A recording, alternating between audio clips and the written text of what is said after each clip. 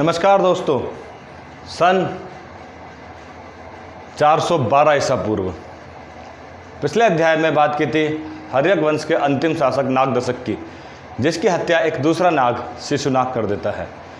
मज़ेदार बात यह है जो मैं आपको बताना चाहता हूँ, बौद्ध धर्म के इस बोलाबाला में, बौद्ध धर्म जैन धर्म के इस काल में वैदिक सभ्यता लुप्त होती हुई दिखती है। साफ संकेत जो धार्मिक कर्मकांडों के बोझ के तले शासन करने की वैदिक पद्धति थी, उसका यहाँ पर एक प्रकार से तिरस्कार होने लगा। लोग बौद्ध और जैन धर्म को मानने लगे।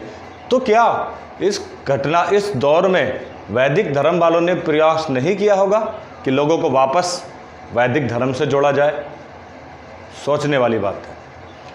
अगर आप कालक्रम और घटना इन तीनों चीज़ों को व्यवस्थित करके देखते हैं तो ज्ञात होता है कि उस दौर में महाभारत और गीता रामायण, क्योंकि महाभारत गीता के महाभाष्य से ही लिया गया है, भीष्म पर्व से ही लिया गया है।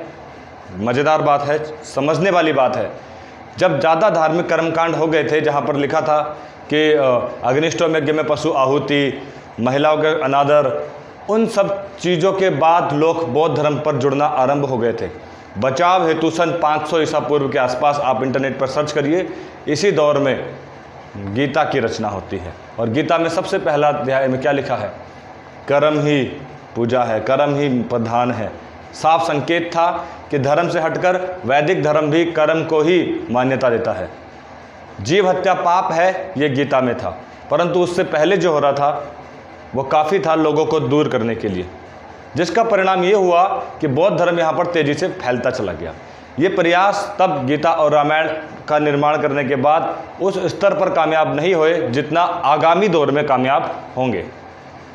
फिलहाल गीता और रामायण की रचना हो गई है, परंतु उसका प्रभाव अभी नहीं है, क्योंकि अभी भी लोग बौद्ध और जैन धर्म को मानने वाले हैं, क्योंकि बात बहुत आगे बढ़ चुकी है। उसी कालक्रम घटना में हम बात करेंगे आज नागदशक की हत्या के बाद शिशुनाग की।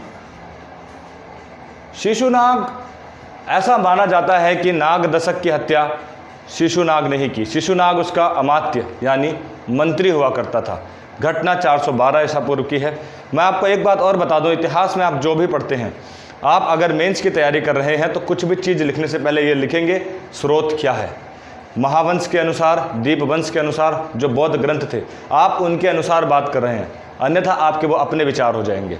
इतिहास में आपको ये ध्यान देना होगा कि आप जो भी जानकारी ले रहे हैं उसका स्रोत क्या है। मेंस में आप लिखेंगे तो स्रोत का नाम अवश्य लिखेंगे, उसका एक बेहतरीन प्रभाव वहाँ पर मिलेगा। मैं आपको जो भी लिखा रहा हूँ, जो भी बता रहा हूँ, आप उसको नोट करते जाइए, क्योंकि ये इसके अलावा कहीं नहीं मिलेगा, इसीलिए मैं आपको ये जानकारी दे रहा हूँ। शिशुनाग वंश की मैं बात कर रहा हूँ। हर्यक वंश के अंतिम राजा नागदशक को अपदस्थ करके सन 412 ईसा पूर्व में ये गद्दी पर बैठा शिशुनाग। मगध, जिसमें अभी तक अंग, बज्जी, काशी, कौशल, ये सारे महाजनपद मिल चुके हैं। 16 महाजनपदों में सबसे शक्तिशाली साम्राज्य जिसको मगध नहीं मिला पा रहा था वो उस दौर का था अवंती। ध्यान से देखिए अवंती की स्थिति को। लेकिन शिशुनाग ने ये कार्य भी कर दिया। अवंती, निश्चित तौर पर अवंती के रास्ते में वत्स पड़ता है। शिशुनाग ने पहले मगध में अवंती को मिलाया। देखिए आप, ये सारा साम्राज्य मगध का बनता जा रहा है। शिशुनाग ने अवंती को मिलाया, अवंती के बाद वत्स भी मगध में शामिल हो गया, यानी कि वत्स और अवंती का अस्तित्व भी समाप्त हुआ और मगध का साम्राज्य अब इतना बड़ा हो गया। पश्चिमी मध्य प्रदेश से लेकर बंगाल तक की सीमा तक अब मगध है। मगध सबसे शक्तिशाली साम्राज्य बन गया है, क्योंकि उस दौर का इसका कॉम्पिटिटर अवंती स्वयं मगध में जा चुका है। देखिए आप, मगध की शक्ति का विस्तार किस तरह से बढ़ता ही जा रहा है। जब आप घनानंद पढ़ेंगे तो ये व्यास नदी तक पहुंच जाएगा। फिलहाल आप शिशुनाग के बारे में पढ़ रहे हैं तो आप देखते जाइए, अवंती और वत्स को शिशुनाग ने मगध ने मिलाया। मेन लाइनों को भी आप नोट करते जाइए। महावंश के अनुसार ये जो शिशुनाग है ये लिच्छवी की कोई वैश्य कुल से जन्म हुआ था, यानी कि महावंश जो ये कहता है कि जो शिशुनाग था वो वैश्य कुल का था, उसकी माता वैश्य थी। परंतु हमारे पुराण ये कहते हैं कि ये क्षत्रिय था। पुराणों के अनुसार शिशुनाग को क्षत्रिय वंश का बताया गया है। यही स्रोत है जो हमें जानने हैं। ये इतिहास इतना पुराना है कि इसमें बौद्ध ग्रंथ और पुराण यानी कि हिंदू वैदिक ग्रंथ एक साथ चल रहे हैं। पुराणों की रचना तो आरंभ हो गई है, हमने पिछले अध्याय में बताया था, ये पूरे गुप्त काल में जाकर हो जाएंगे। ठीक, अब मैं आगे बढ़ता हूँ जब, तो इसने क्या किया, क्योंकि तब राजधानी पाटलिपुत्र हुआ करती थी, हमने पिछले अध्याय में भी आपको बताया, हर्यक वंश के तीसरे शासक उदयन ने पाटलिपुत्र नामक शहर की स्थापना की और उसको अपनी राजधानी बनाया। अब पाटलिपुत्र से जीवन के अंतिम समय में शिशुनाग ने राजधानी बज्जी का, अपने महाजनपद का नाम सुना था पिछले अध्याय में, वहाँ पर पड़ती थी वैशाली, वैशाली को अपनी राजधानी घोषित किया शिशुनाग ने। ये थे शिशुनाग के कुछ काल, कुछ कार्य जो आपको नजर आते हैं, जो परीक्षा में पूछे भी जाते हैं। शिशुनाग के बाद उसका बेटा गद्दी पर बैठता है 394 ईसा पूर्व में। मैं यहाँ पर घटनाक्रम भी लिख देता हूँ। इनका कार्यकाल रहा 412 ईसा पूर्व से लेकर के 345 ईसा पूर्व तक। और शिशुनाग की अगर मैं बात करूं तो 394 ईसा पूर्व तक ये रहा, 394 से 366 ईसा पूर्व तक कालाशोक रहता है गद्दी पर। ठीक, ये टाइम क्रम भी आप नोट करते जाइए, वैसे इतना ही महत्वपूर्ण है नहीं जितना मैं आपको बता रहा हूँ टाइम क्रम के बारे में। ठीक, शिशुनाग के बाद गद्दी पर बैठता है कालाशोक। कालाशोक को पुराणों में काकवर्ण कहा गया है। काकवर्ण मतलब वास्तव में इसका कलर, रंग काला ही था, जैसा कि हम पढ़ पाते हैं। ये दिखने का अब इतना सुंदर नहीं था, काले रंग का होने के कारण ही इसका दूसरा नाम पड़ता है काकवर्ण। इसको कालाशोक कहा जाता है। आप देखिए 394 से 366 ईसा पूर्व में इसका शासन रहता है। पुराणों में काकवर्ण के नाम से प्रसिद्ध है। कालाशोक के समय में एक प्रमुख घटना होती है। प्रथम बौद्ध संगति 483 ईसा पूर्व हुई थी, आपने पढ़ा था, जिसके अध्यक्ष महाकश्यप थे अजातशत्रु के समय में। उसके ठीक 100 साल के बाद यानी 383 ईसा पूर्व एक और बौद्ध संगति होती है। उस समय पर शासक थे कालाशोक, 383 ईसा पूर्व, क्योंकि बीच में ही आ रहा है समय पीरियड, आप देख सकते हैं। द्वितीय बौद्ध संगति होती है, ये उस समय की राजधानी वैशाली में होती है। जब गद्दी पर बैठते हैं कालाशोक तो राजधानी होती है वैशाली, परंतु ये राजधानी वैशाली से परिवर्तित करके दोबारा पाटलिपुत्र ले आता है। कालाशोक की राजधानी हो जाती है फिर दोबारा से पाटलिपुत्र, और ये पाटलिपुत्र यहाँ की राजधानी मगध साम्राज्य तक चलती है, सॉरी गुप्त साम्राज्य तक, समझ रहे हैं आप, गुप्त साम्राज्य यानी तकरीबन 500 ईस्वी तक।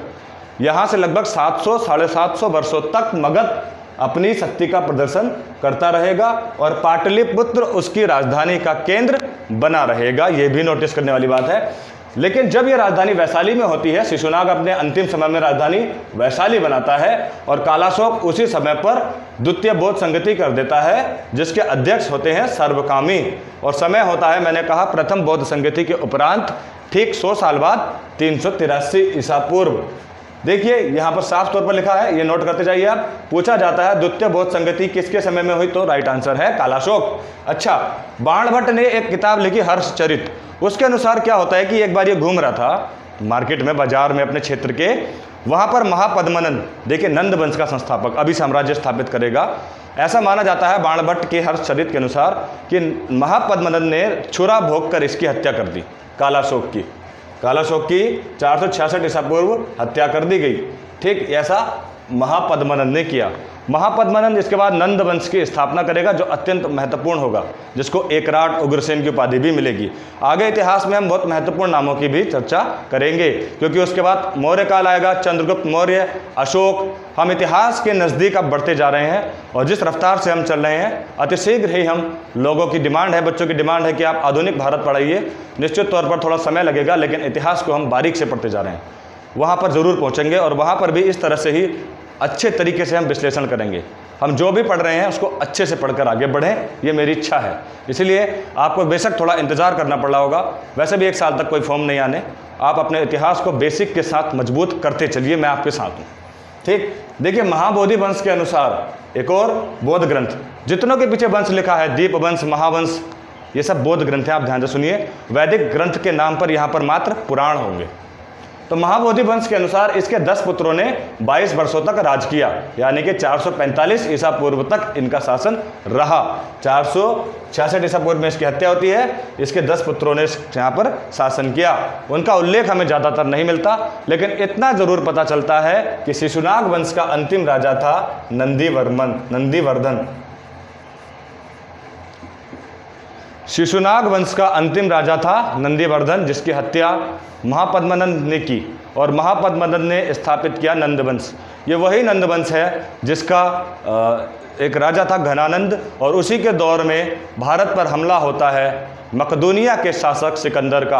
आगामी इतिहास बहुत रोचक होने वाला है, तो आप तैयार रहिए और लगातार बने रहिए। वीडियो को शेयर करिए, सब्सक्राइब करिए, और साथ ही साथ कोई भी समस्या हो तो मैंने पिछले वीडियोस में अपना व्हाट्सएप नंबर दे रखा है, आप मुझे सीधे सीधे सवाल करिए। फिलहाल शिशुनाग वंश में इतना ही। आगामी वीडियो के लिए मैं तैयार हूँ, आप लगातार बने रहिए। अब आगे हम पढ़ेंगे नंदवंश। धन्यवाद।